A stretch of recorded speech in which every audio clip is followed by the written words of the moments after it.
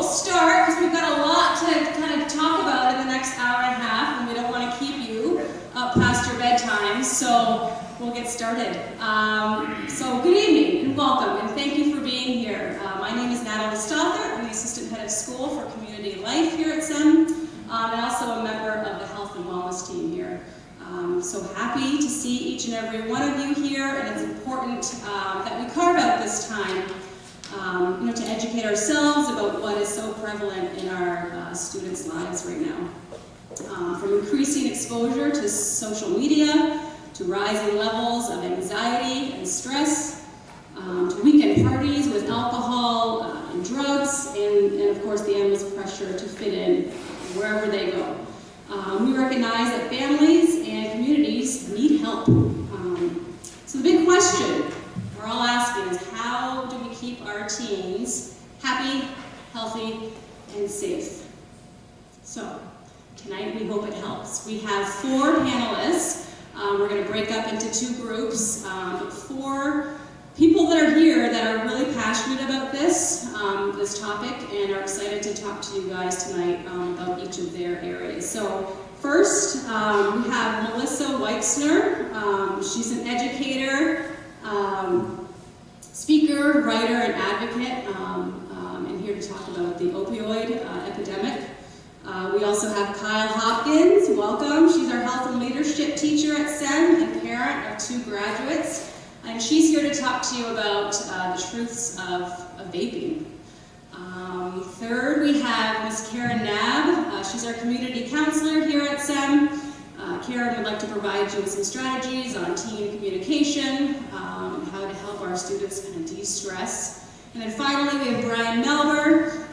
He is an attorney, a member of the Board of Trustees, and also a parent of 3 graduates from SEM.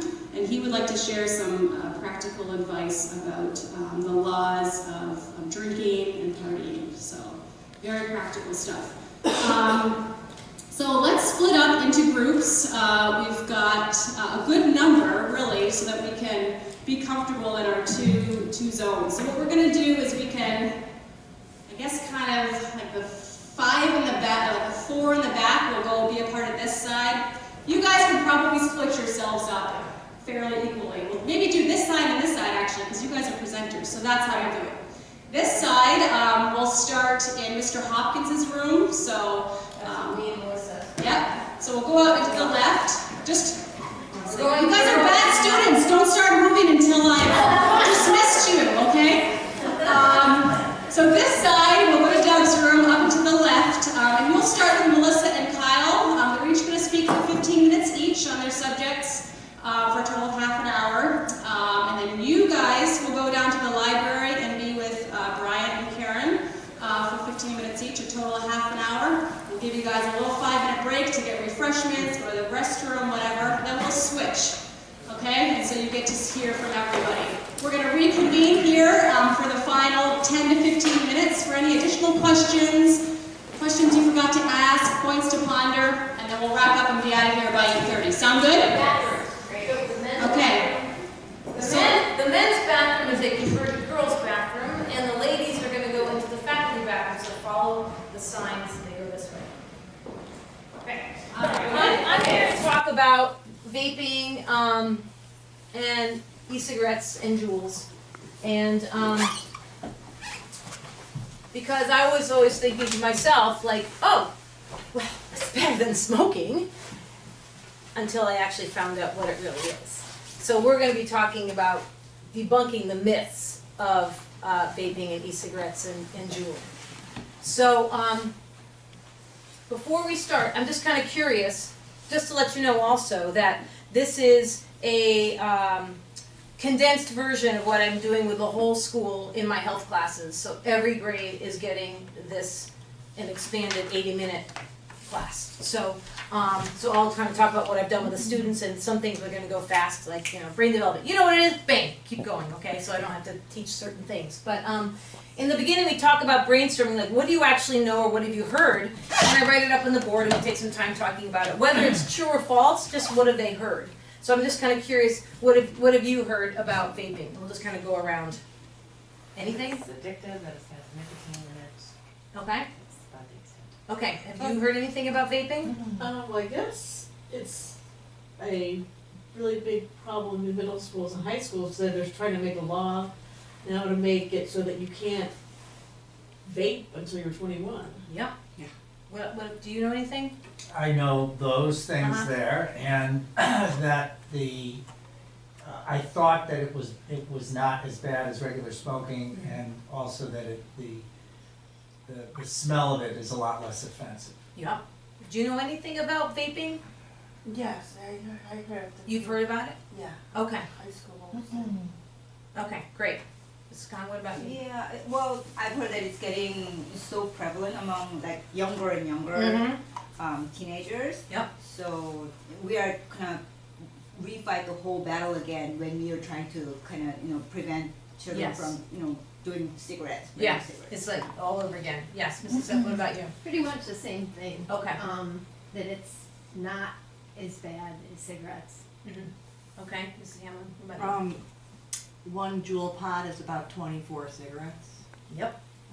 Yeah, and then like the Juul pods look like little USB, and then the kids like keep it in their lockers, and then no one realizes. Like, Yep.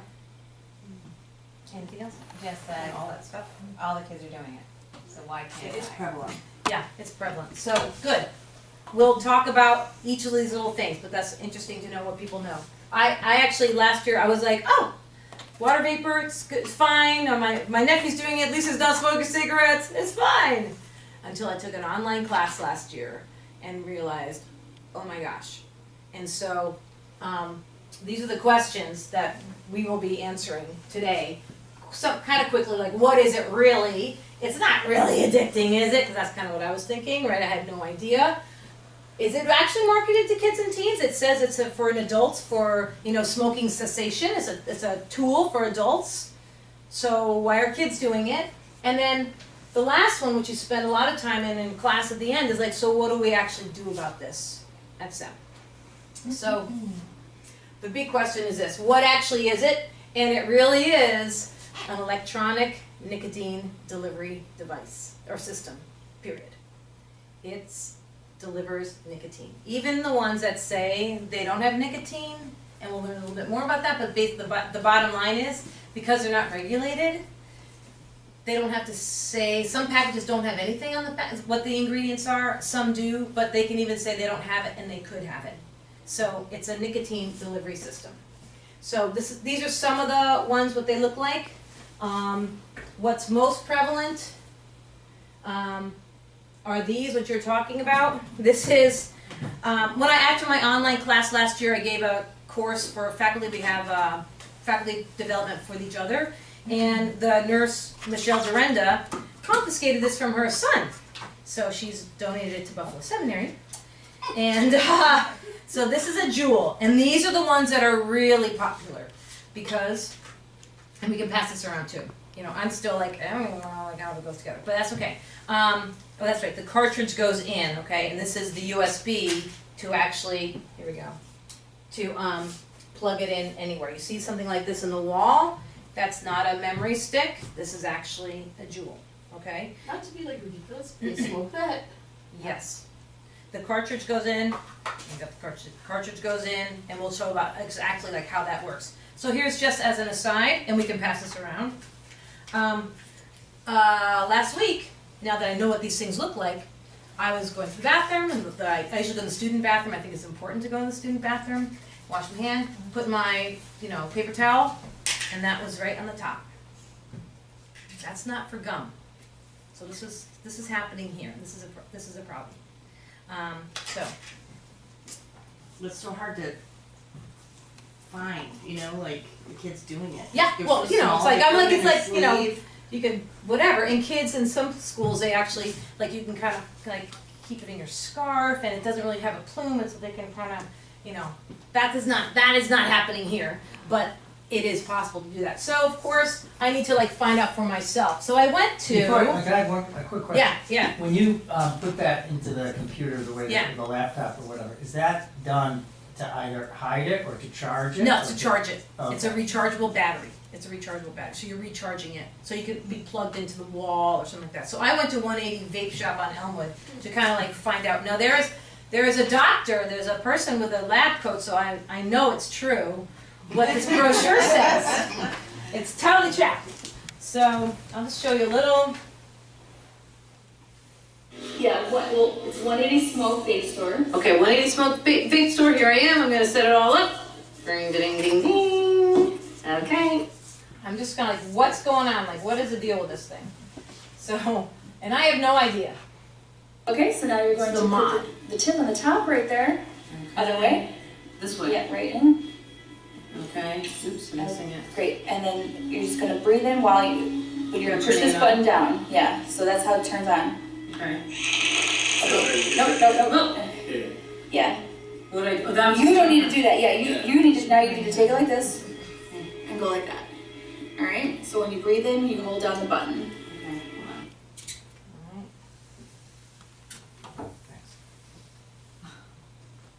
Okay, hold on. Do the button. Yeah, just like that.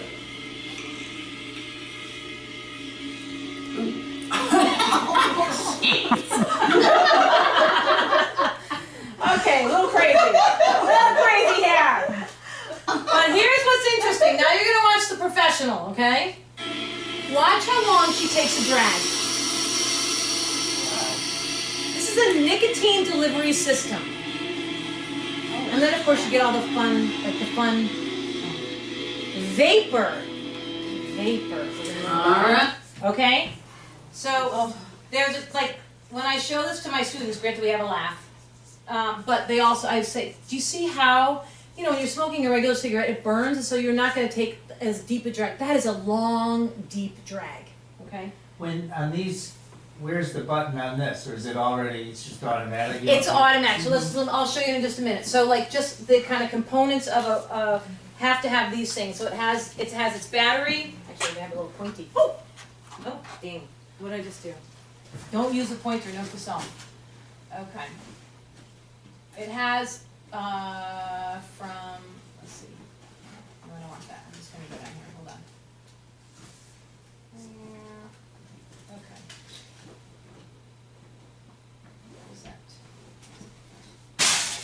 Okay. Okay, so it's got the battery. Are you kidding me? Just go to slide. Wait, there it is. Right Well, there. I'm right there. I'm going Slide to present one. again. Maybe I was touching something. Please just stay.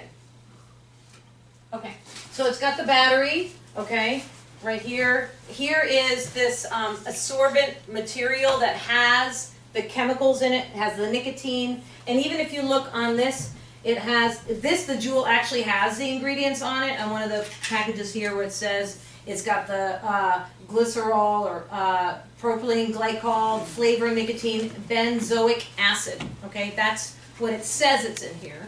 But because it's not regulated, it could have more things. And so these are the chemicals here. This is the atomizer or the coil that heats up, and the chemicals then are, and it's a aerosol that comes out. So this is where the chemicals go out. Oh my gosh, this is a smart board. I touch it. I'm not used to that. Okay.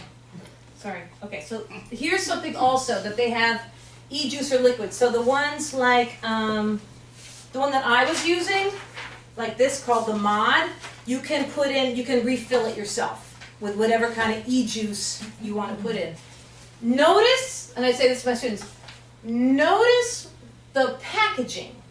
Does this look like something that a 40-year-old or 50-year-old who's trying to quit smoking, did that Fruity Pebbles really call a 50-year-old? No.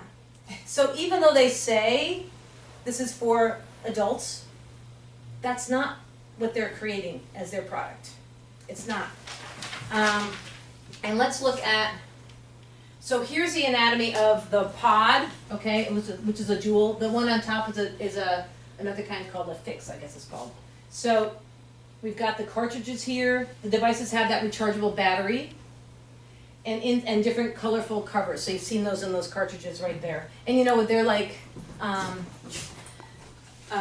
think this is creme brulee, and this is like mocha or coffee, mint, and some sort of like strawberry, you know, delight or something. In there. Yeah, and it puts that in there, and then you just drag, and it was designed actually by two Stanford engineers to look sleek And that's something that's to have a whole different look for, they're engineers. They weren't thinking like, they're thinking engineers, I want to make some money. Not like, what am I actually doing to... Did some of those flavors get banned recently? That's something that I think New York is trying to ban the flavors. I don't know do you know anything about that, Melissa? I think they did. Did they ban the flavors? I've heard that that's a process. Okay. I think so. So there's Well, nicotine. My college, I'm just going to tell you, my college son does it once in a while too, but I think it did go into effect because all the kids went the day that the law changed and bought them all up. And they bought them all up. That makes sense. So here's something also, like the Juul, and kids don't know this one, then I could show more slides and information, but like if you ask kids what's in a Juul, they're like, oh, it's flavoring, they don't think it's nicotine. But a Juul in particular has the amount, this one cartridge is 1 pack of cigarettes. Is 1 pack of cigarettes. So how quick can you go through that cartridge? you can go through this cartridge in a day, or shorter. So, and kids don't know that, or they're starting to know that. How expensive is a Juul? That's a good question. This package, like the package is like $34. I don't know how much the cartridges are, but like to get the mechanism itself is like about $35. So it's not that expensive. So the question then is like, is it a vapor? It's water, right? It's just a vapor. That's what I thought. But it's actually not. We do a whole thing about like what's a gas, what's a vapor, and what's an aerosol with the conclusion. So they do some work on this themselves and finding definitions and talking about it in class. But this is the conclusion, that this is an aerosol. And what I say to kids is, so here is like water, I can spray it in my hair, get my hair looking good, and in a few minutes or so, it's gonna dry, and there will not be anything on my hair. I can spray it here, I can spray my mouth, it's totally fine, right? When you are vaping, it is an aerosol. Would you ever do that? Absolutely, but that's what you're doing. And it should not be called vaping, it should be called aerosoling, because that's what it is. Maybe it's an earlier. Yeah, these are the chemicals in it, yeah. Question too soon, but let me ask a stupid question. No thing is stupid. Which is, before, I'm assuming we're gonna get to the point where it's addictive, because it's nicotine and all that. Yes. But before you get to that, why is it considered cool? Why is it cooler to do this than to smoke? Why is it, what's the attraction? I'll show you at the end about some of the marketing and social media that goes on, that's happening. I have some videos to show you, you'll see why. They see the chemicals. The chemicals are here, yes, there's nicotine. There's also formaldehyde. There's also lithium and lead. There's also, benzopyrene and arsenic. These have been found in the e-juice and the e-liquids and in the Juuls. So this is in it. They really are putting an aerosol like that in their bodies. Oh, I'm gonna take a And it picture of sticks. that. And it sticks in your. This is all. You are going to have all of this available to you. I will send. That's part of like giving your email address, and you will get this PowerPoint. I'm Okay. taking notes like. Yeah. Don't take notes. Here's the last thing, and I'm going to have to keep moving, and that is third-hand smoke. No one talks about this, but because this is a residue, when you are, vaping, okay, that aerosol lands, right? Just like it would if I was going to spray this with my hairspray. And then it lands on all these crazy chemicals, and it could be on your book, it could be on your table, it could be on your plate, it could be whatever. So you're getting these chemicals now in your household or on your body in a way that's different than, like this has not happened before. So this is a whole new phenomenon with these vaping aerosols. So it's like more sticky than regular smoking? Because it's an aerosol, so when it falls down, it doesn't dissipate, it just falls down and sticks? Because there are more chemicals in, this is my understanding, there are more chemicals in that vapor, that aerosol, that plume, than there would be in the cigarette. Now there are also extra chemicals in cigarettes as well. They add benzene in it, or to its particular acid to make it make a harder hit in your head. You know what I mean? Like hitting the brain. So here's the addiction part. Yes, they absolutely are addicting. Okay, even the ones that say they don't have nicotine, because what they're also doing, you're creating a habit of an oral fixation habit. You're creating a habit of if something you're bored or something's going on, you're creating a habit. So that's another aspect of it. So it's not just the nicotine; it's like this dual thing. In that way, like a cigarette is. We go through tons of brain science. Your daughters know a lot about the brain, neurons, the formation, the synapse, the neurotransmitters. They know all that stuff in my class. So we do a refresher on that. We talk about how drugs affect the brain, how it affects the limbic system, how it's the nicotine enters the brain, goes into the limbic system. It talks to each other by the neurotransmitter dopamine, which is released. It's evolutionarily, it's the reward pathway. It's the old, this tastes good, like you're the caveman, and you get some berries or whatever, like, oh, this is sweet, it tastes good, dopamine, do it again. It gives me pleasure, and it reminds you to do it again. That's how we evolve. Same with sex, right? So, which was very important. If we didn't have it, we wouldn't be here. So, but the idea is the nicotine has that kind of mimics the same kind of, it affects the neurotransmitter dopamine. Just like cocaine, it's like very similar to cocaine in that instance.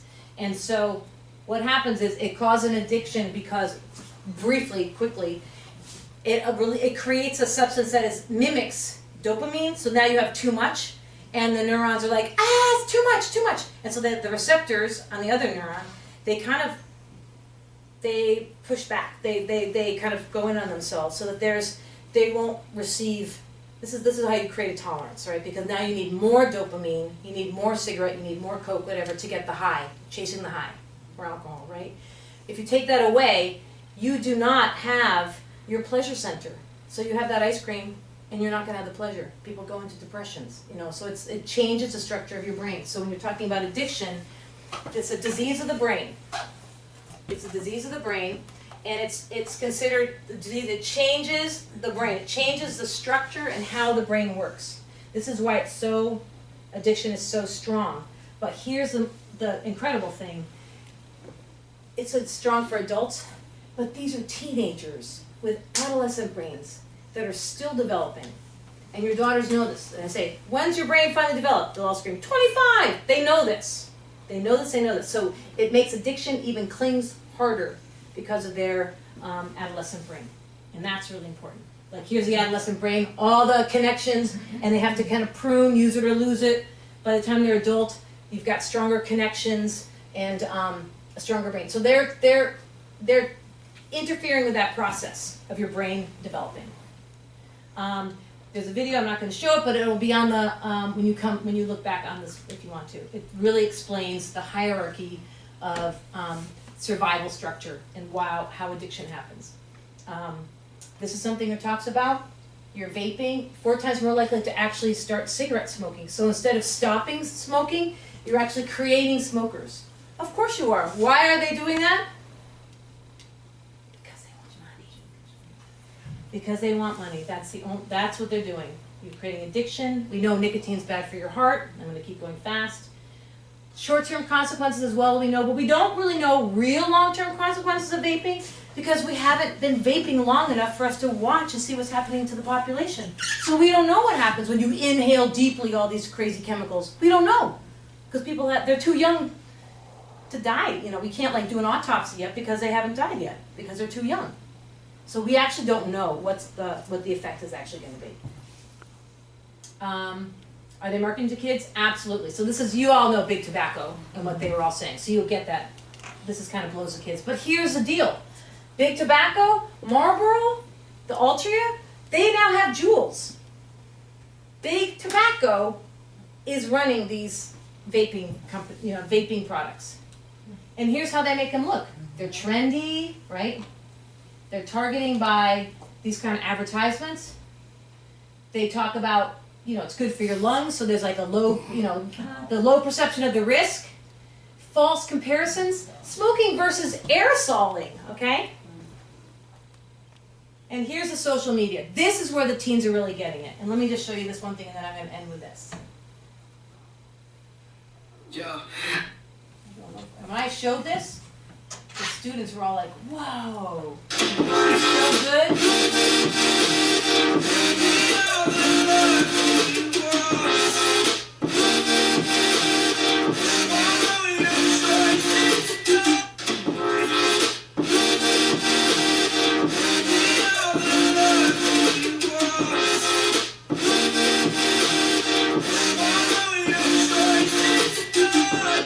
it's a whole thing. And if you ask them, they're like, oh yeah, check out Cody, blah, blah, blah, blah. Oh yeah, check out blah, blah, blah. Like they all know who to watch, who does like the really cool things with the vaping.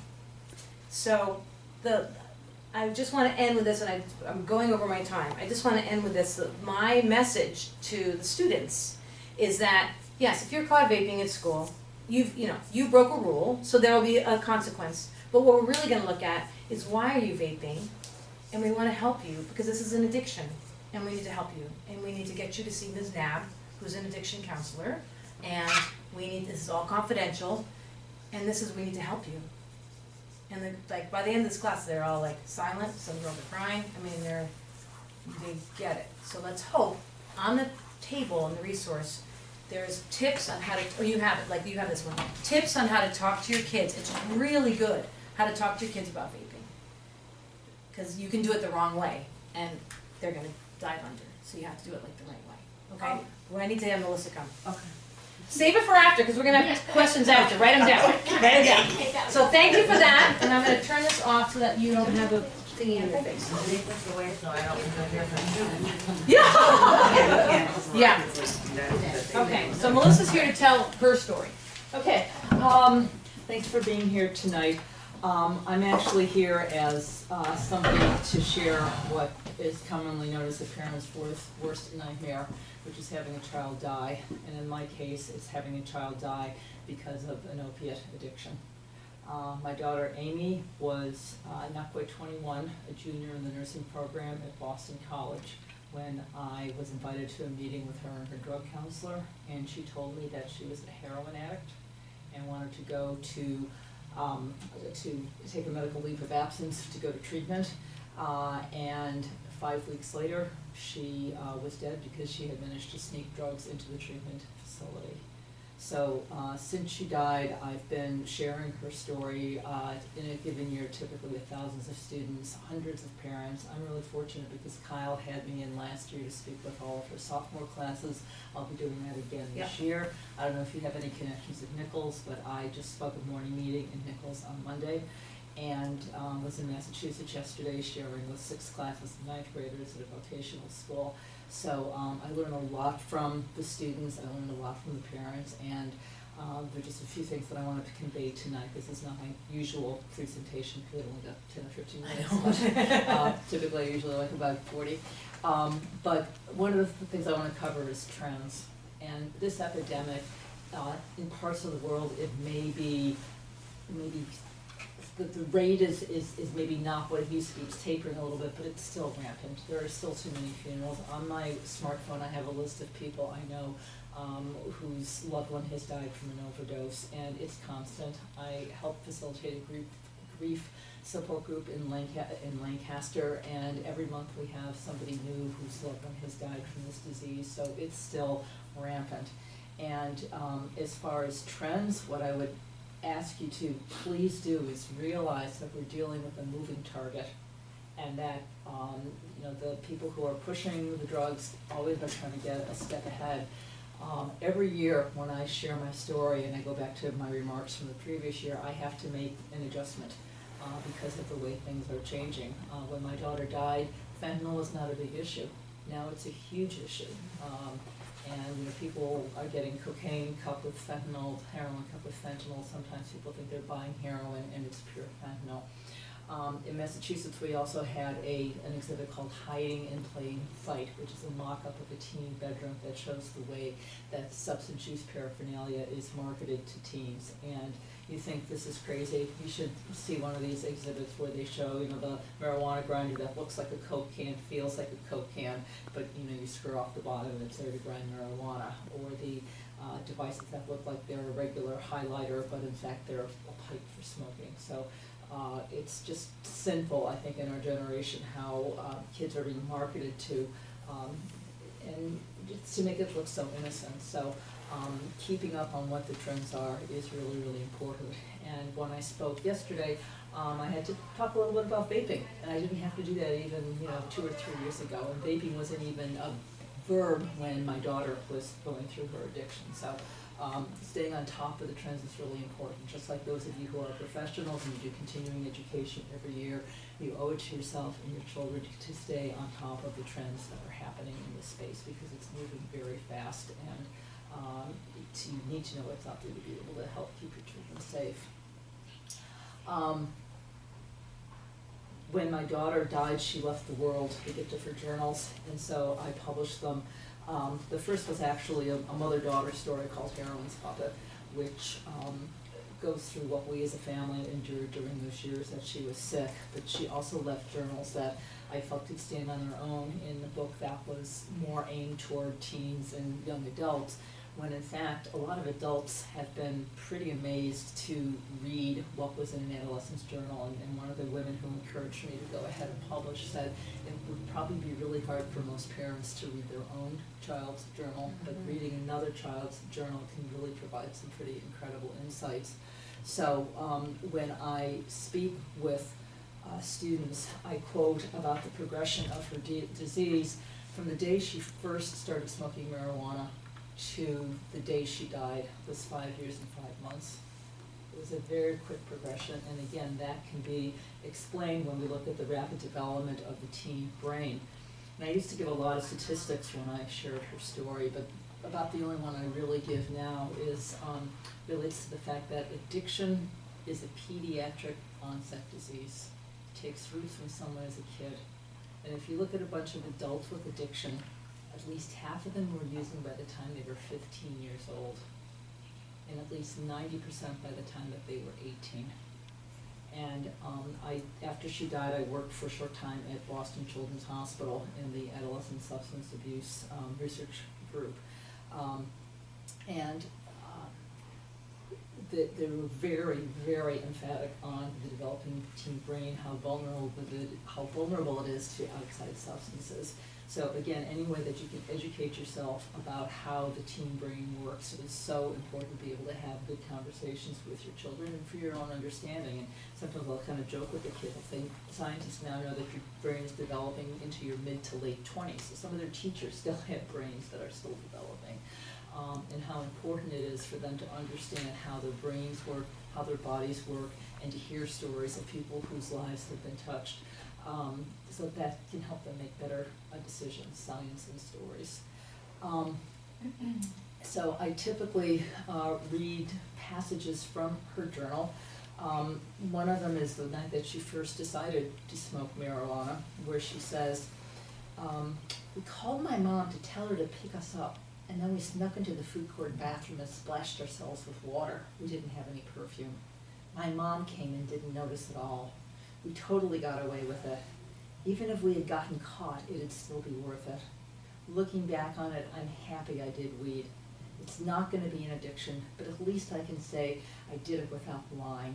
Also, now I won't be so obsessed with drugs because I've tried them, so I know how they are now. All right, well, I'll see ya.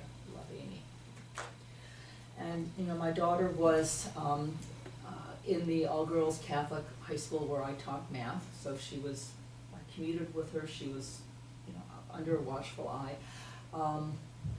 And she seemed to have so much going for her. You know, she was bright, athletic, had a lot of good friends, career plans, good health insurance, and a loving family.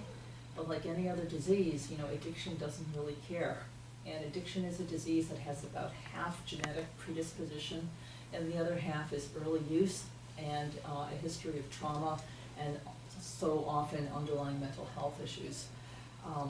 The early use, again, relates to the teen brain. If a young person can make it to age 21 without abusing alcohol or other drugs, chances are they never will abuse them. So I will usually tell students, you know, Amy didn't quite make it to 21, but every one of them can. And it's a matter of, you know, delay, and some substances you never want to try, like, you know, crystal meth or heroin that could be laced with fentanyl. But I think, you know, when my daughter started smoking, she felt like marijuana wasn't a big deal. But it was, and it still is, and the way marijuana is being marketed, just the way big tobacco was marketed, and so much like the vaping as well. And one thing you didn't mention was about how THC is part of this. Oh yeah, like that's another aspect is people are vaping THC, which is the intoxicating ingredient in marijuana. So, Yeah, and even with marijuana, what's out there today is not the marijuana from your generation or previous generations. You know, it's been genetically engineered to be much more potent, and it can be laced with, you know, outside substances like cocaine, crystal meth, fentanyl. So it's, there are a lot more risks out there. When Amy was a junior, I found a prescription pain pill, a Vicodin, in her purse. And I had no idea what a big red flag that was. And so I know you cover the pain pill unit, and it's so important to be educated about safe prescribing, safe dispensing, safe storage, safe disposal of any type of pain pill. And there's a video, I forget if we have it on Bruce Boutet's video on the resources link on athletes, opioids. I'm not sure. Yeah, I don't think so. If you look up POTEE, P-O-T-E-E, athletes and addiction, Dr. Ruth Potay, who's a Wellesley graduate and a doctor in Northwestern Massachusetts, has this fabulous 17-minute video about athletes, opioids, and addiction, where she goes through the teen brain and what often happens after an athletic injury, sometimes with a wisdom teeth extraction, ways that you can actually talk intelligently with the prescriber about what's being prescribed. And to me, any student who participates in athletics and their families, you know, should see that video, because she just gives so much important information. I'll make sure we add that to the list. Okay. But you know, the summer between junior and senior year, Amy was at a summer program, and so she's supposed to be researching biology, but she ended up researching a lot more than biology. And you know, she wrote when she was on an ecstasy trip, and the key thing from there was,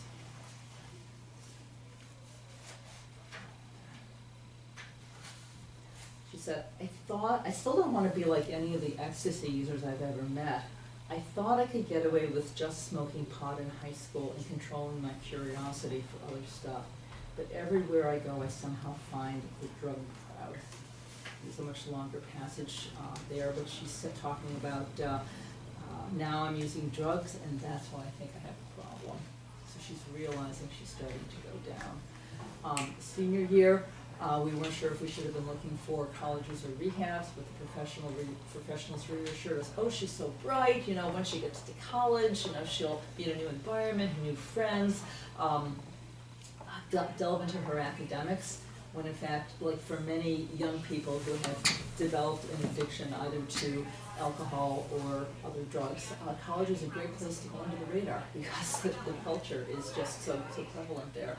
We're gonna have to wrap it up. Okay. But this, as a senior, she said, this year has been such a challenge for me to give up everything. Look how complicated these drugs have made my life. As far as stories of hope, I do know young people who have gone into recovery and have sustained recovery, but it's really difficult. I often use the analogy that if you have the choice of going through chemosurgery and radiation for cancer or preventing the cancer, which would you choose? And I think addiction is as a disease is one where it's not uncommon for a young person to end up going to treatment, you know, 9, 13, 20 times. Very rarely does someone sustain long-term recovery after only one shot of treatment. So teaching about how to prevent the disease from taking root in the first place is so important. And one of the impacts of this book was in talking with somebody who said that after she read the book, she realized that she had to take her own daughter's situation much more seriously, and she was much more aggressive about figuring out what was going on. And in fact, she didn't just have a substance use disorder, she had another very serious medical condition underlying it. And her mother said if she hadn't read this book, she might not have gotten on her daughter's case as heavily as she did, but she got her the treatment, and she was able to sustain recovery less than I had heard. So knowing that, you know, the last thing you want to think of is that addiction hits your household. I mean, we certainly never thought of that. And it wasn't until the meeting with the drug counselor in college that, you know, we knew that it was true. But I know this is a very brief introduction, but I'm certainly happy to talk with you during the break or afterwards. And we're going to meet together, you know, at the end for questions, and also there are desk copies. You can look through the books, and they're both on Amazon. Okay. So. Great, thanks. So let's go. Great. Well, welcome, everyone. My name is Karen Knab. I'm the community counselor at the school. So I get to meet with students one-on-one. I meet with parents. It's always a really nice thing to get to meet with parents. I talk to them on the phone. And I've also done some professional development for the staff here on different topics. So I'm super grateful for SEM. I feel like they're really taking this idea of communication seriously and trying to train everybody and get everybody up to speed in the best way. So they asked me to talk about this tonight with you all, so I hope this is beneficial. I just want to pass around a couple of books that if you haven't already encountered them, you might just want to jot down the titles. They're really great parenting books if you're looking for additional tips or tools for teens, and that's kind of, I've gone through a lot of these books over the years, and these are two really nice ones to add to your collection if you haven't already. So I'm going to be talking about communication, and I'll start by saying that most of us are used to communicating with children. Communicating with teens is very different than communicating with children. Children are very concrete. Children are, you're able to say to them, you know, this is because I said so. They don't need a lot of explanations often. They don't need a lot of reasons. Teens are different. Teens' brains start to develop in a new way. And so they are going to ask for explanations. Their abstract thinking is developing. They want to know why something's happening. They think about cause and effect a lot more. They're also, from a developmental perspective, also going to be sort of defying authority a little bit. They're going to be, you know, trying to establish their independence, trying to figure their own way through the world, and so that doesn't always mean just saying yes to everything that you want. So we're going to have to work a little bit harder in terms of communicating with teens versus children, which for some of us, it might make us a little bit annoyed. We might feel a little bit resentful, like, well, I don't really want to work this hard. I don't want to like give explanations all the time to my kid. But I'll say that taking more time in the short term will lead to a much better time for everyone in the long term. We are such important role models, parents especially, to teach their teenage girls how to communicate in the broader world. And so giving them a sense of how to do that and be assertive is the best place for this to start. When I teach about communication, there's one thing that is really, really the most important thing that I'm going to focus on today. It's about brain chemistry. And so when we communicate with other people, we're using essentially two different parts of our brain. So the first part of our brain that we're using is called the prefrontal cortex. And that's essentially the front part of our brain. That's the part of our brain that's evolved most recently. And it gives us the ability to think abstractly, to think in terms of pros and cons, to make decisions and problem solve, and also to be patient at times, right? It helps us to not be so impulsive. And it also helps us to be socially appropriate. So all these things happen in our prefrontal cortex. Now with teens, the prefrontal cortex is still growing, and it's still developing. It develops until about 25 years old. So this is not always going to be working very well in our teens. And we kind of know that, because sometimes they're not always rational. But this is what essentially we're going for here. This is the rational part of our brain. There's another part of our brain that we're using in communication called the amygdala. And the amygdala is in the back part of our brain. It's a much more primitive part of our brain, and it's evolved with us. It's sometimes called the reptilian brain because reptiles have it too. All it's meant to do is help keep us safe from threats. So from a physiological perspective, it keeps us alive, it keeps us safe, and its primary response is to make us go into a fight or flight mode. Okay, so it's all it's trying to do is keep us safe. The thing that happens when our amygdala is working is that many, many times what it does, it shuts off other parts of our body's functioning. If we're just worrying about mobilizing and getting out of a situation, our digestive system, for example, doesn't need to be working. It doesn't really matter if we're digesting our food, if we're going to die, you know. It also shuts off our prefrontal cortex. This is not an important bodily function when we're just mobilizing for fight or flight. So the problem here, as you can imagine, is that if our amygdala is too worked up and we're too emotional or too upset or too threatened, it shuts off this prefrontal cortex. It shuts off this thinking part of our brain. So we're not using both parts of our brain when we're really, really upset. And I think that might make sense if you're thinking about sometimes when your teens are really upset, they're not being rational. And that's essentially why. It's because those two parts of the brain are counteracting each other. They're not working together. This part's offline, okay? There's two ways to handle this. The first is, imagine that your emotions are on a scale of, say, like 0 to 10. If we're above a 5, if we're like really angry or really scared or really upset, we're too far into this fight or flight response, adrenaline starts going through our body, and one of the first things it does is shuts down our prefrontal cortex. So just as if you were drinking alcohol, and you know your body has to process the alcohol before you can do something like drive safely, that's going to take some time. The same thing happens with this adrenaline. Once the adrenaline gets released, it has to go through our body, get processed, before we can go back to normal and this part of the brain turns back on again. And that could take anywhere between like 10 and 30 minutes sometimes. So when we're in the middle of a big fight, whether we're really upset or we're noticing our daughter's really upset, somebody needs to call a timeout. That's the only thing that's going to help at that moment, because we're too upset to be rational, okay? So taking a walk, just going in the other room, separating, anything, and then coming back together and saying, hey, we'll talk about this after dinner, we'll talk about this in the morning, something where you're going to come back to it eventually, but you want to give everybody a chance to kind of regroup at that point.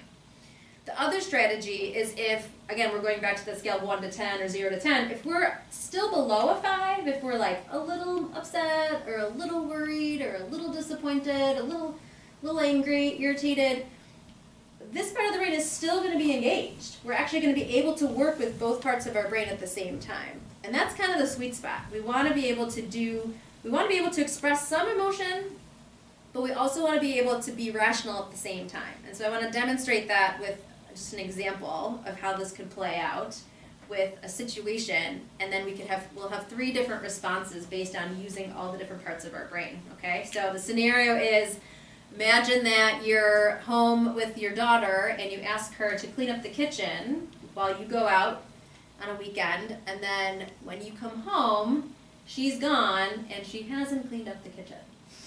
Okay, so that's the scenario. Insert anything you'd like into that scenario, okay? Some way your daughter disappointed you.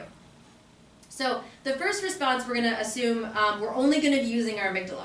So that means that we're going to get really, really upset about this. And we're going to be really disappointed, but we're going to act really angry. So our daughter comes home, and when we're only using our amygdala, we're not going to be rational. We're just going to say, you know what?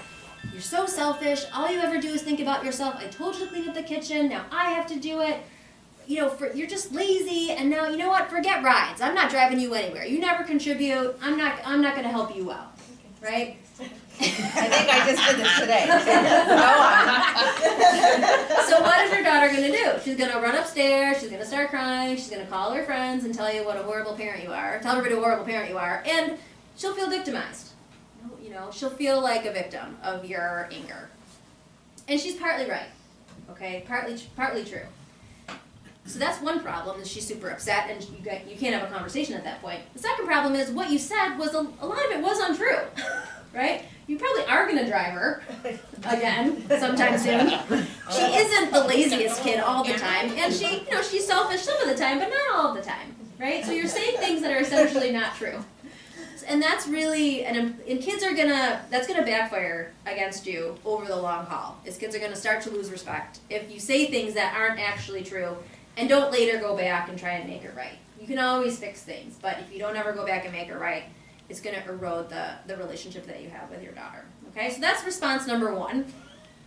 Response number 2 is if we only use our prefrontal cortex, we only use this rational part of our brain. So what that does is it makes us sort of overly justify a decision. So if we say to ourselves, well, she didn't clean the kitchen, maybe she didn't hear me.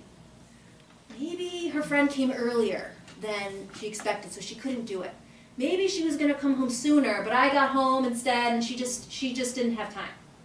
So I'll just fix it, I'll just clean it, and I won't bring it up again, because why bother? I don't want to make a fight about it. She probably just didn't hear me, right? So essentially what you're doing there is you're rationalizing why this didn't happen, and you're kind of talking yourself down, but you're really kind of not taking into account your own emotional state. Like, maybe it was frustrating, maybe you were disappointed, but to kind of squash that and not express any of that really isn't a great strategy either, because what's going to happen is she might come home and you might ignore it and not say anything, but that can't keep happening. there's going to be some point where she'll do something, and then you're going to explode because there's 3 or 4 other things that you haven't brought up that are all going to add up into a big explosion. So that's why just using your prefrontal cortex isn't a great strategy in the long run either. So the third scenario is this idea, or the third response would be using both parts of our brain, right? So we're going to do a little bit of emotion, we're going to do a little bit of being rational. And so what we're going to say is something like, well, our daughter comes home, we sit her down, we say, you know what, I'm really disappointed, the kitchen didn't get cleaned today. I needed to make dinner for your grandparents to bring to the nursing home, and they're not, I'm way behind now because I had to spend, almost an hour cleaning the kitchen. So now I'm going to be late bringing dinner to your grandparents' house.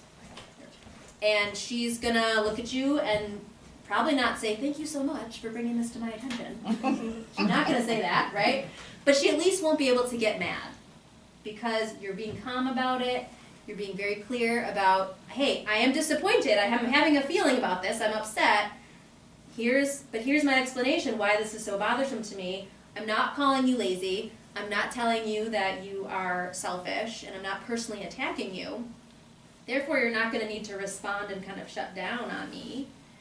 And I'm not saying anything that isn't true, right? Now, in this case, you might want to say something like, hey, I should have told you that, or I should have let you know why this was important earlier, and I'm sorry that I wasn't totally clear about that. If you wanted to take a little bit of responsibility. But again, you gave a directive, and she supposedly heard you, and she didn't do it. That's more of the issue. So you want to be, able to hold somebody accountable without personally attacking them. And that's what we do when we're able to use both parts of our brain. We can call them out, we can let them know why their behavior affected us, but we don't personally attack them. That leads to better relationships and better communication in the long run. Now, with that said, it's very difficult to do this really well all the time. We have lots of stresses, we have lots of things that make us kind of upset sometimes, and so does she, right? So we just don't want to be like at an extreme end over here where we're only emotional and we're only saying emotional things, or over here where we're only saying rational things. We want to try and find like that middle ground somewhere, some way, where we're doing as much of both as we can over time. And that's what's going to help our girls really feel and model for them the best way of communicating with us, and then they can use that in their, the rest of their lives. So with that said, how do we calm ourselves down, right? I mean, how do we bring our amygdala back down to earth? Because that's really what everybody's trying to do, and everybody really wants to do. Teens have a particularly difficult time with that because, like I said, their brain is growing all sorts of ways. They're kind of all out of whack sometimes. So for them, bringing down that amygdala looks like a lot of things that we teach here at SEM. In their health classes, they get a lot of talking about mindfulness, about how to stay organized.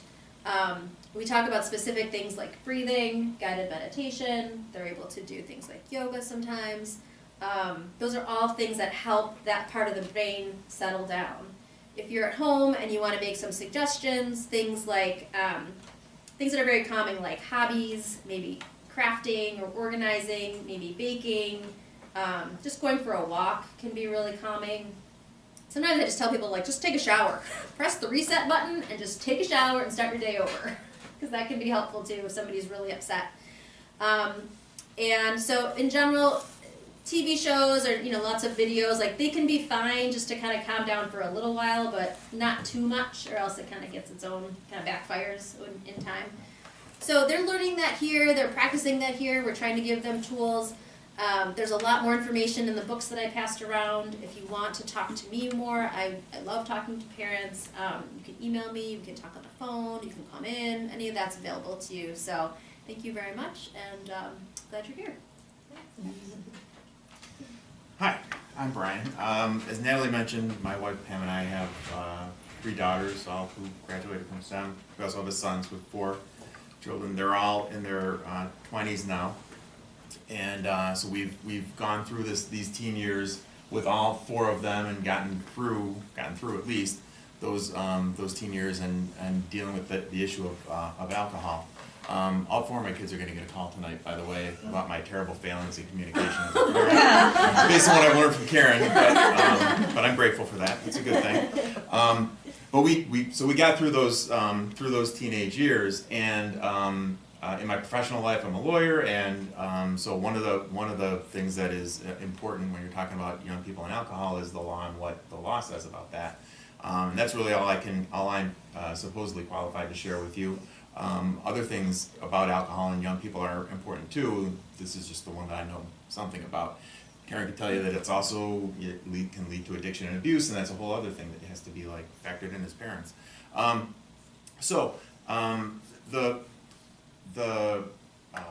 My knowledge about this comes both from my experience as a parent, going through the teenage years with 4 young people. We had the experience of having to decide whether and at what point to allow them to have some experience with alcohol. We had to figure out what to do about when other young people were visiting at our house or at social events at our house. We had to deal with, from time to time, either our children or the children of who are our guests, trying to or sometimes obtaining alcohol when they weren't being given permission to do that, and what you do with that circumstance. In my professional life, I've represented adults who've been charged with crimes for that had something to do with allowing or providing alcohol to young people, and the consequences of that. I've also dealt with civil lawsuits that result from that circumstance. And I've fielded phone calls from family and neighbors and colleagues who've been faced with one of those circumstances and have to make a decision in the moment about what to do. So it's really good that we think about this issue broadly, but also and one of the just one of the components about that is the law. So everybody knows that the legal drinking age in New York is 21 years old, right? That is the legal drinking age because of the set of statutes called the Alcoholic Beverage Control Law. And those statutes make it unlawful to sell or give alcohol to somebody who's under 21.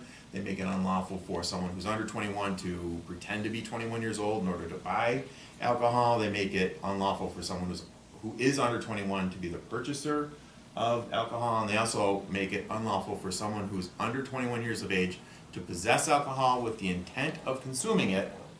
But under that section, there's an exception, and that exception is when the parent or guardian of that under 21-year-old is the one who provided it to them. Under those circumstances, it's not unlawful under the Alcoholic Beverage Control Law for that young person to possess the alcohol with the intent to consume it. And I think the obvious inference is that it's not unlawful for them to consume it under those circumstances. That's the ABC law, Alcoholic Beverage Control Law. None of those statutes are criminal statutes. They don't impose any serious criminal liability or civil liability. They're regulatory. They're mostly governed by there being consequences to people who are licensed to sell and distribute alcohol. Some of them are violations for individuals, which is kind of a lower level offense, lower than a crime. There are also crimes that could be applicable to a situation where an adult gives or allows a young person, somebody who's under 21, or in the instance of another statute, someone who's under 17 years old to have alcohol or provides it to them. So there's 2 of those statutes. They're both misdemeanors. A misdemeanor is a crime where the maximum penalty is a year in jail or less, and there can be other consequences of a crime of that level as well. The 2 crimes are unlawful dealing with a child, and that's when someone who's an adult gives alcohol to a person who's under 21. There's an exception, and that exception is if that person is that child's parent or guardian. It's not a crime for you to allow or give alcohol to your child, when they're under 21. The other statute is it's called endangering the welfare of a child. That makes it a misdemeanor for someone who knowingly acts in a way that's likely to be injurious to the physical, mental, or moral welfare of a child under 17 years of age. So 16 and under, sophomores, juniors, and under, approximately. So those are both A misdemeanors. There are exceptions to that. There's some fine print of those statutes, and ways to argue that you haven't violated them if under circumstances where a young person obtains alcohol in your presence. But you really never want to be just a little bit on the right side of a criminal statute. It can be devastating to be accused of or just investigated for, or even charged but then acquitted of, or have the charge be dismissed, none of those result in a criminal conviction, but they can all be devastating to your reputation, to your peace of mind, and to your the well-being of your family. So you don't want to just be not guilty. It's not that bar is too low for most of us. Okay. There are also civil liabilities. So civil liabilities where it would be where you're exposed to a lawsuit seeking money damages. It can be brought, that's not by the government, but that's brought by any other, an individual person who was harmed by your conduct. And there are some specific statutes in New York that create a private cause of action. That means a right to sue for money damages when one of them is for if someone gives alcohol or provides alcohol to someone who's under 21, and then another person is harmed, basically. And that allows the person who's harmed to bring a lawsuit for civil monetary damages. The other statute, these are both under the general obligations law.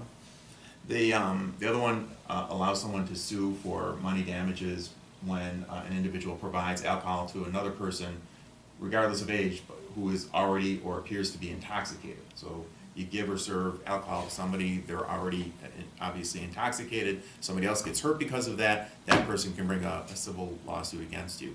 The kicker in that second one is that, and that could be somebody who's over 21 or under 21, the kicker in that one is that one specifically authorizes a claim for exemplary damages, and exemplary damages are sometimes called punitive damages, and the thing to understand about those is that they're not related to the harm, they're not to compensate for the harm that was done to the other person, they're intended to make a point to you, so they're supposed to hurt.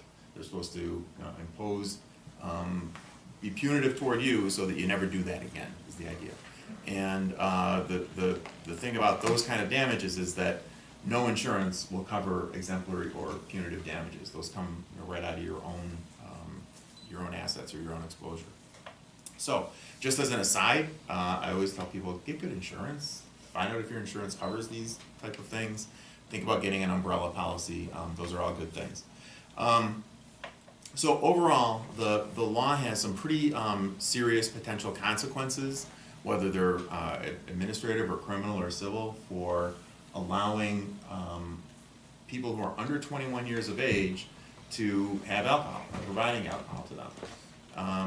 For the most part, it also gives very broad discretion to parents for their own children, just for their own children, to allow the person who's under 21 to have or consume alcohol. But that's a really important distinction to understand. That exception does not apply. You don't have an exemption for my child when my child is in your home or under your supervision. I don't have an exemption for your child when your child is under my home, in my home or under my supervision. And the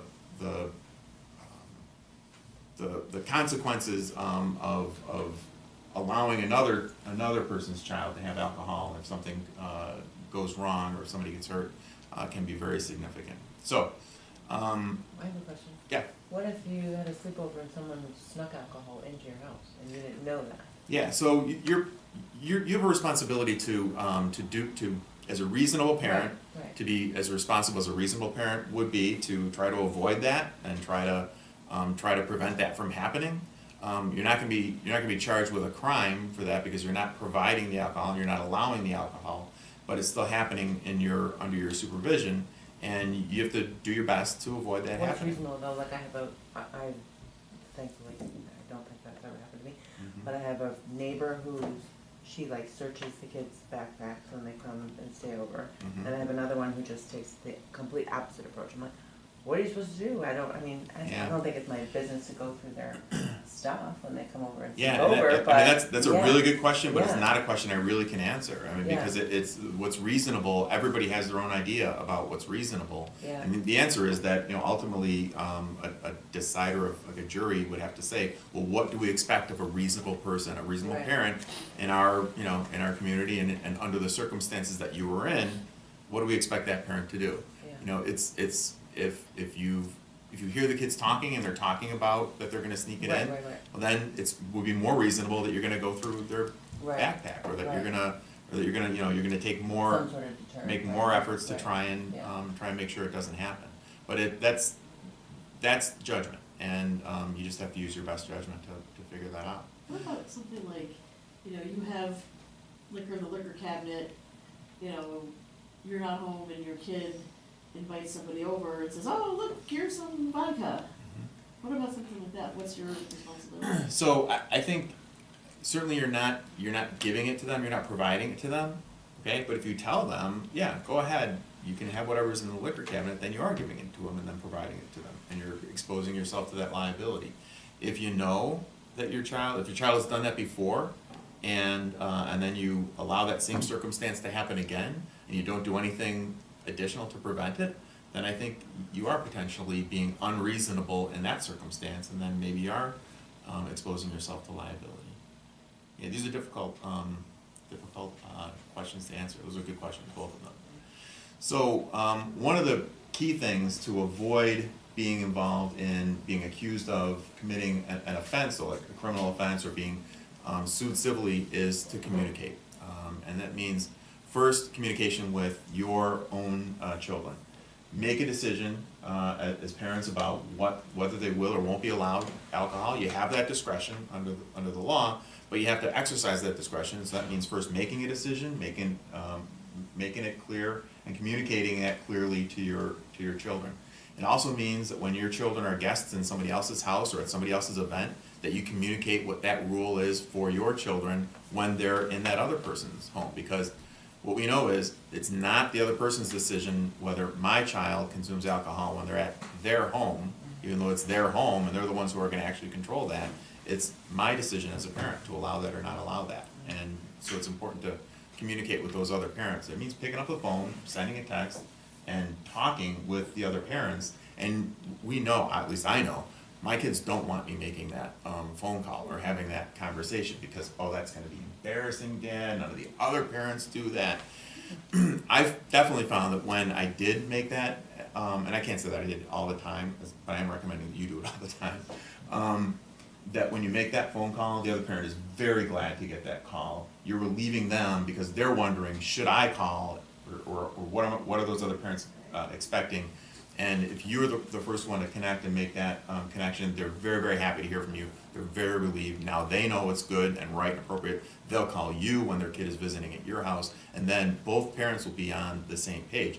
Then when something happens, when the kids sneak some alcohol anyway, and somebody is sick, and you have to call the other parent and tell them that this is happening, well, you've already talked to them, and they know that you didn't allow this intentionally, and that you've been on the ball, but it happened anyway, and it does happen anyway. But then you're much less likely to have that other parent be unhappy with you and be, raising questions with, I don't know, the authorities or threatening to take you to court. Is much less likely if you've had that communication that anything like that is going to happen. Thank you. Questions? What law firm are you at? It's just my partner and me. It's Personius Melber. Okay. We're just a little. I heard it's a felony now for if they have a fake ID or if they make a fake ID. Okay, my son just got arrested for that. Yeah. Yeah. Waiting for So there are forgery. Is it if you're making one or if you get caught with one? I don't know what this kid did. There's actually a few different statutes that could apply with that, and either making it or using it can be a forgery, and it can be a felony. And if you're using it to commit some other offense, well, if you're using that to commit the other offense of buying or selling or obtaining the alcohol, getting into the bar. This kid was getting into the bar. Yeah. So it can be a felony. There's also a misdemeanor that's really more usually charged when you do that. Okay. It's called false personation. But yeah, that is something that young people can get in trouble for. The governor of New York is cracking down on that. Yeah.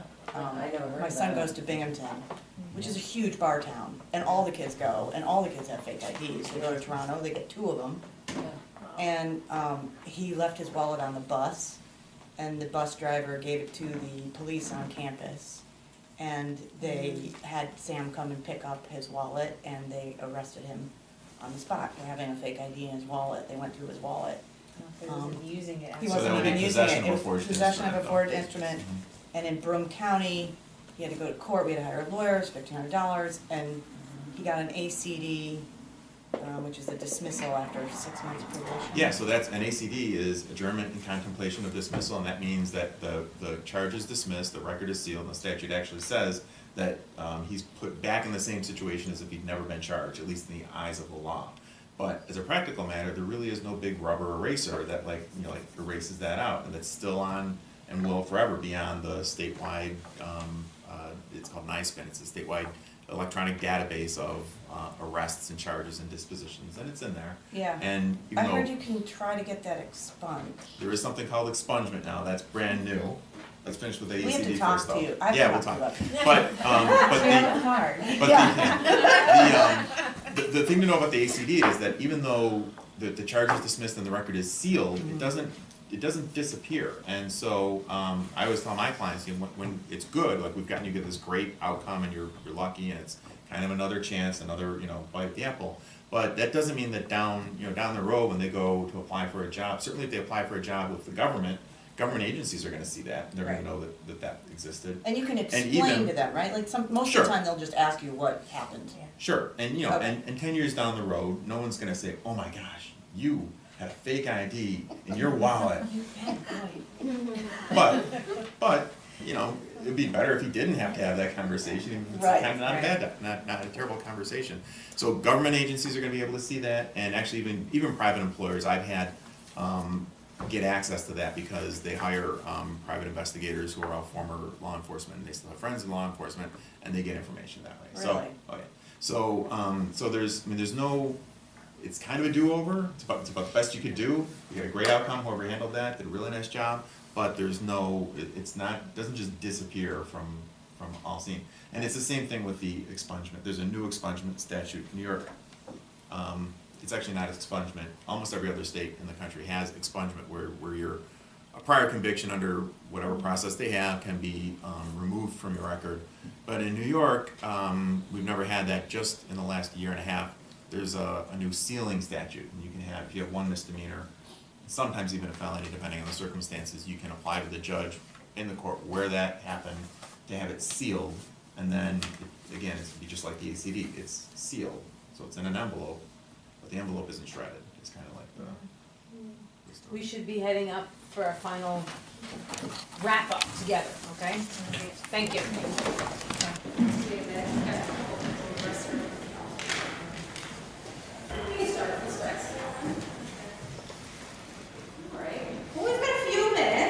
Take long. Do you guys have any additional questions? So anything when you were like, moving from session to session, you thought, oh, I wanted to ask that facilitator, anything that anybody said or want to clarify? Yeah, go ahead. I wanted to know what your profession was before what happened in practice. I had several. I was trained in economics and engineering. I have an MBA, master's in engineering. 25 great years in the corporate world. I switched to teaching high school. I did that for 10 years, and for the last 3 years, my primary vocation is as an educator. And it's amazing how many people, even from my corporate days, have come out to me about addiction issues in their family. We never talked about it when we were working, but everybody knows somebody. Good question. Anybody else? Just a comment about the vaping. I know a couple years ago my son was sitting in class and someone's backpack caught on fire. So that was kind of a nice segue in my house about, ooh, gee, this terrible situation happened, and I can't imagine, oh my gosh, imagine a house burning down or whatever, and as the eyes got bigger like saucers, you saw the wheels spinning. So, just impressing upon him, that is, the reaction of a vaping pen is enough to catch fire.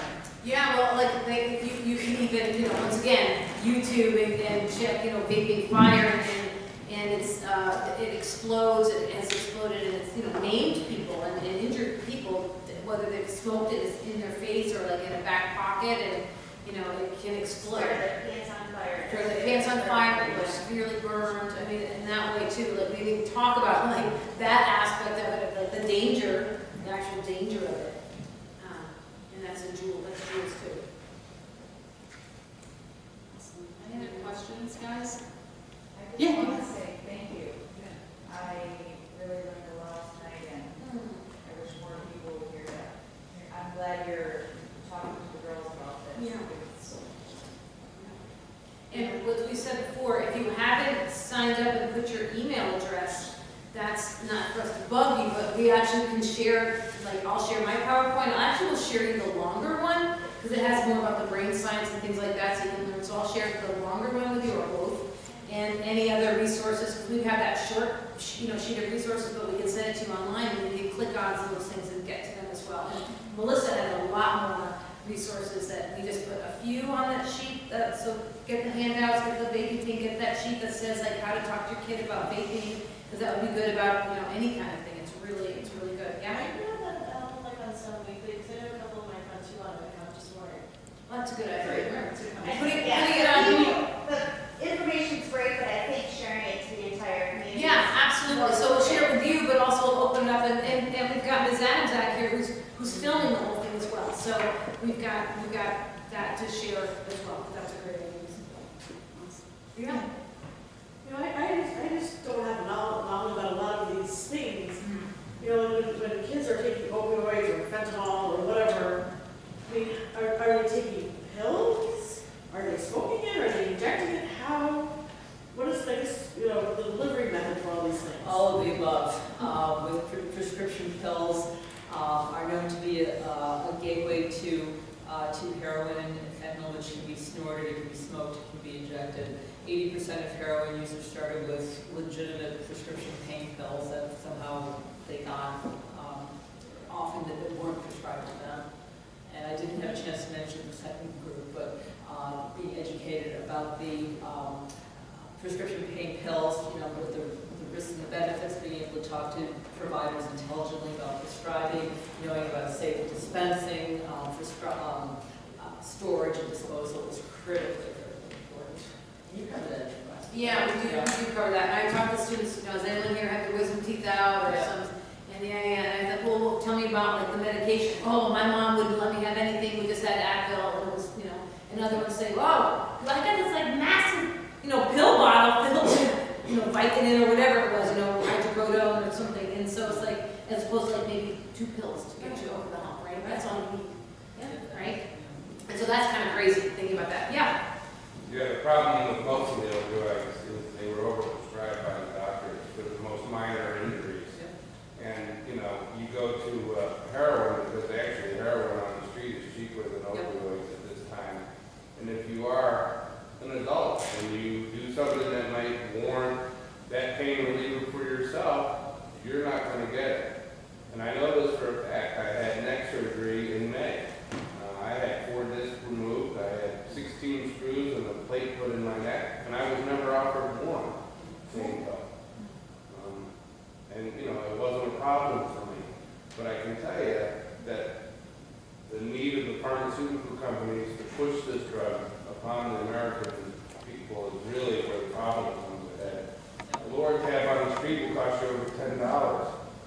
Heroin is cheaper than that, and anybody knows where to get it. It's really important what will come of this, Also, added to that, the vape stores that are around in Buffalo are totally selling to kids that are under 18. They are. And they're also selling marijuana in the back of their stores. Like, it is an epidemic, and they're getting away with it. I don't know how. Right, that's interesting. And like 7-Eleven, like the convenience stores have some of this e-juice and things like that. Yeah. They're not checking. Yeah, the liquid marijuana pods that go in the dab pens. Yes. Dab pens. Yeah, dab, yeah. Dab. That's yeah. Just to your point, I'm afraid of being caught flat-footed. We just don't know what the next thing is going to look like. Right. It's already happened. And that just seems like you look over the last 25 years, 50 years, and every wave of addiction there ever was, just caught people by surprise. Yeah. The 1 or 2 years it took society to get up to speed on it was enough to lose a whole generation of kids. Yeah. And that's what really did. I don't think anyone saw this painful thing turn it into a heroin thing. So it was already done. It was already over. I I really worry about the next thing. Right. And I know that I won't know it until it's already happened. They keep changing the recipes and, you know, things Yeah, too. you know, I think it's, just being intellectual and not emotional about it, I think it's gonna be really interesting to see how history looks at this epidemic and how we allow this carnage among people. Kids are really inventive too when it comes to finding ways to, they'll take a device and they'll take a chemical and they'll put them together in ways that industry probably hasn't thought of yet. Yeah. That's Anything else? Yeah, go ahead. You know, we've heard about all these things and how kids can hide them, et cetera.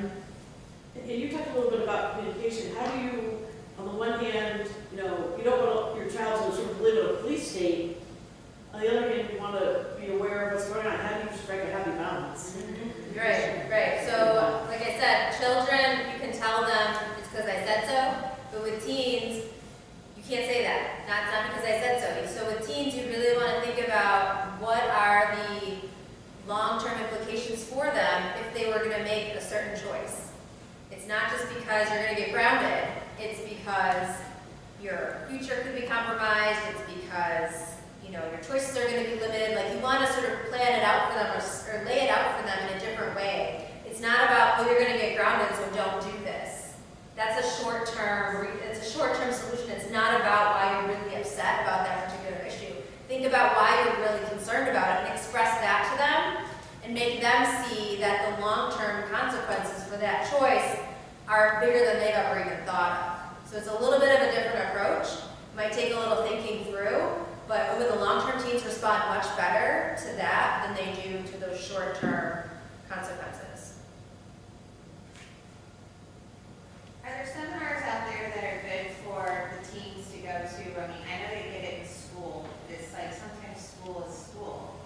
So that is, you know, like, I mean, my kid wouldn't want to sit here and do this like I am because they don't want to hear it. They want to believe that what they're doing is okay and cool and right. So, I mean, are there things out there that are being effective for the kids to really deter them? I mean, what's the biggest deterrent? Is it just teaching your kids big problem-solving skills and hoping for the best? I mean, sometimes that's what I feel like I'm doing. It's like if you get them just understand cause and effect, like that's, you might have won a little bit of the battle. Like, I mean, I'm just trying my best, you know, to raise 3 teenagers and kind of like, okay, let's see how this works out. Well, the pediatrician that I work for at Children's Hospital still believes in the white coat effect. I don't know how much longer that will go on, but having a strong relationship with a pediatrician who can also be on the team is really important. So I would say being aligned with your pediatrician is really important. I think also attacking it from the opposite perspective of like, how can I build resiliency in my child? How can I help them with their confidence and help them feel like they are empowered to make decisions when, you know, their peers are going one direction? It's going to be really hard for them to go a different direction. But to really talk to your child about that, your teen about that, and then the more, you know, when they start to feel more confident about their autonomy and like who they are as a person, they'll start to maybe veer away a little bit more from their peers if they're trying to pull them into a negative direction. So coming at it from the other side too, of just like how, you know, are they well balanced? Are they, you know, do they have a good social set of skills and a good social life, and, you know, they're doing other activities to help them feel good about themselves? That can also bolster their resiliency to say no to some of that other stuff. On this, are there peer-to-peer, teenage peer-to-peer programs that seem to work in this field, like Students Against Drunk Driving? And I mean, there is a culture of resistance to drunk driving that seems to be working. And kids get that. Like, I can remember conversations with my own daughters where they'll just like say, "You get that? You don't have to tell us that, Mom, Dad." Is there something like that that's working with making these decisions? Yes. I don't know. I think like in regards to the vaping, I think it's like it's so new and it's so kind of hot right now that I was hoping that what we're doing in school and what you guys are learning, that we can actually start this conversation, because like I was saying, one of the groups like finished it, the kids are really quiet, like they just kind of, they really hurt it. Tears, you know, things like that. So like we have to like basically I keep hearing about like give them the facts and give them real facts. Like don't like if kids ask me a question and I don't know something, I'm like I'm not gonna just say like yeah jewels are blah and give them some hyperbole because then they're gonna realize that I don't know. I just like you know what I actually don't know that. I'm gonna write it down and figure it out. I'll give them the facts that I know, like that I got from Stanford University. And what the science has shown me, and if they ask me a question I don't know, I'll let them know that I don't know, and I'll look it up. The problem with that is that there's so many wrong facts out there. My kids, the wrong facts. Right. Well, Well, if kids say crazy things, write it down and then check it out yourself. You know, like I had some kids say, "Well, I heard the Lord." I'm like, I don't know. I don't think so. Let's go look it up right now. And we'll actually look it up. There is Reality Check, which is a program from my program at Roswell, which is about teens, sort of peer teens. Most of it focused on the tobacco industry and now vaping. Reality check? Reality check, yeah. And I can get the person who coordinates that to call you if you want. Yeah. I mean, the more we talk to each other, the more we share information. This is like we're trying to start with this speaker series to, in the health forums and to make this a conversation in a community that it takes a village and we all need to help each other. If you hear something that's really great or you have some information, like I said, I learned about vaping last year, okay? And I'm learning myself right now. But I know more than some of the kids, so I'm trying to give them the facts. But we need to wrap up. These are great questions. I don't want to squash anybody from asking them. So, this is awesome. I hope you guys have found this to be pretty helpful and valuable. And we want to do more of this, like Kyle said. We want you guys coming in. We want to be educating you guys. Your parents, it's important to us. So if you have anything that you're thinking of, that you're talking with other parents of, and want to know more, bring it to our attention. You can go through myself, you can go through Ann Galbraith as head of the Parent Association, if that's easier for you. But give us your ideas. I need to know this. This is what's going on in my house. I see my friends doing this, and we want to do this. So that would be very helpful. Just so you know, I just wanted to share a little bit about our very own health and wellness team here at SEM, and what you can expect of us. So we at the school take health and the overall well-being and safety of your child very seriously, and believe in a holistic approach to help your students succeed while they're here at SEM. So we have a team built of 5 of us, myself, the other assistant head of school, Eva is our dean of students, she's in the back there, Karen, our counselor, and also our nurse. And so the 5 of us, we meet every single week and talk about everybody, like people who we're concerned about, right? So teachers, advisors, bring students that they're concerned about, worried about, to our attention. And we meet weekly. And we say, this person needs this, you've got this person needs to be communicated with. And we will bring parents in, and often do, and we'll call you, so don't be alerted. But we want to bring you in, we need to communicate. Did you know this was going on? We need to get Susie involved in this. And we want that to be the norm here. So if mom and dad's coming in, your student's not embarrassed or ashamed that they see you in the hallway, but that's just SEM, and that's what they do, they care about us, and that's to be expected. We're doing more of that, and we really see the benefits of that constant two-way communication with parents. Students kind of don't like it in the beginning, like, oh my gosh, they're calling my parent. Don't do that, and often talk us out of those conversations. But more often than not, we see that child really come around and being helped in a really great way. So that's what you can expect of us here. At any time, if you're seeing something at home that you're concerned about, feel free to give myself a call. Karen's got her cards out there on the resource table. Our dean of students, Eva, give us a call. We want to communicate with you, and that's why we're starting tonight to have this forum, and we want to do more of those. To build our community and to keep our kids safe. So let this not be the last time I see you all, and I thank you guys for coming in, and hope you can walk away with a few things to feel good about helping out your teenage daughter. So thanks, guys. If you haven't signed in and put your email on the resource page, please do so, and we'll get you, as Kyle said, everything you need. Okay, so be in touch, don't be shy, and stop in, we'd love to see you. Thanks so much, guys.